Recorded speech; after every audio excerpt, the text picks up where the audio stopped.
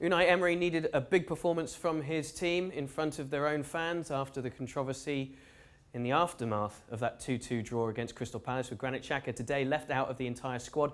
Mesut Ozil played and started only his second Premier League game of the season. They took the lead against Wolves. They were pegged back and in the end were lucky not to lose the game, Janusz. It was a difficult one for Arsenal, this. Are you surprised? Well, I almost want to give him a little bit of credit because I thought they were going to lose. I really did. I think the morale is pretty low, and I think it was significant, even the result against Liverpool, or lack of the result against Liverpool. I thought it was going to be more difficult. Of course, Xhaka's story doesn't help. I think, if you look at Unai Emery and the board, I don't think they know what they're doing. At one point, the board pretty much tells Emery not to play Ozil. Now he's back. Today, I wasn't surprised that he started, but I was surprised that he finished it, right? I mean, in the second half, there was just one team, and that was Wolves. If that game's 10 minutes longer, they win, right? I mean, you'd like to think that probably Ceballos and Ozil wouldn't survive in a game like this. But that's just the problem in Arsenal. Look, for things to get better for them in the future, they almost have to become the George Graham 1-0 to the Arsenal team before they can get back to the maybe invincibles of Arsene Wenger. And that's not being sensational here in any way. Those are just principles and fundamentals of football. And I used to think that it was Arsene Wenger who didn't see any better, but now you have another manager, different people on board.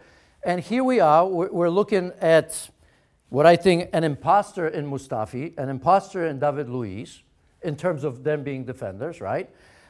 You look at Socrates, and although I know he can score goals sometimes, but his job is to defend. Now, I wouldn't want to meet him in a dark alley, but I fancy my chances on the pitch against him, right? And look at that equalizing goal. And it was Chambers on the man, but I look at David Luiz and Socrates, two center backs looking around without a man near him, right? And you hear, at least at home, to see that result through. Would you not think that they needed to see that through? So, there are a million problems, but they're all the same, and nobody seemed to want to fix it. And I think we're on a loop. We repeat ourselves. People continue to think, well, listen to these pundits, what do they know? Yeah, perhaps you're right, maybe we don't. But I look at the game and nothing ever changes with Arsenal. And I'm sad because, I'd like to remember Arsenal Football Club as one that entertains and gets things done.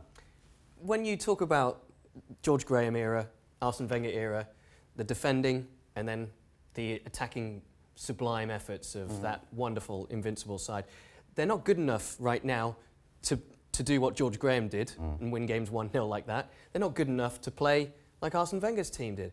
Do you think that the players are missing something key from Emery, or is his game plan simply never going to work? No, it's not. I mean, we've heard, the communication issues. To me, they're big. It's not just the language, but, you look at somebody like Xhaka.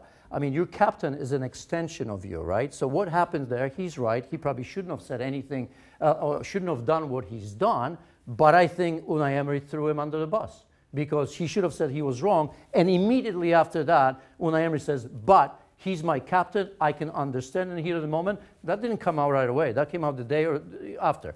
Look, I don't think Xhaka is a particularly great player, but he is your captain. The players wanted him.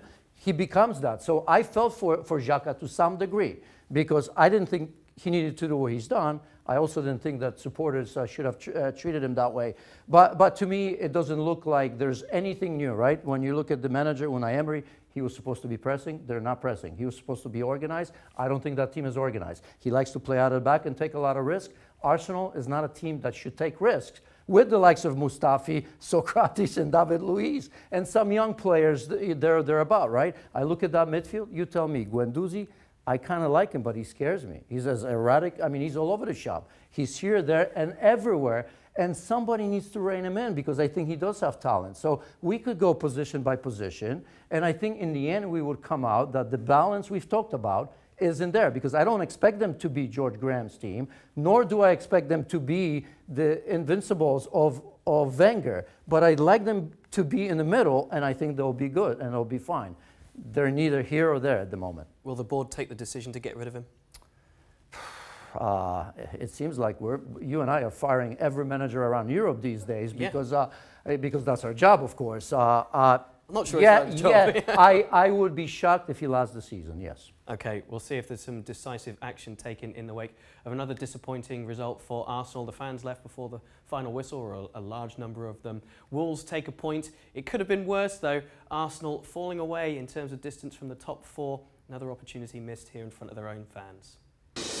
Well, thank you very much for watching ESPN on YouTube. For more sports highlights and analysis, be sure to download the ESPN app. And for live streaming, premium content, and let's not forget as well, ESPN FC 7 days a week. Subscribe to ESPN+.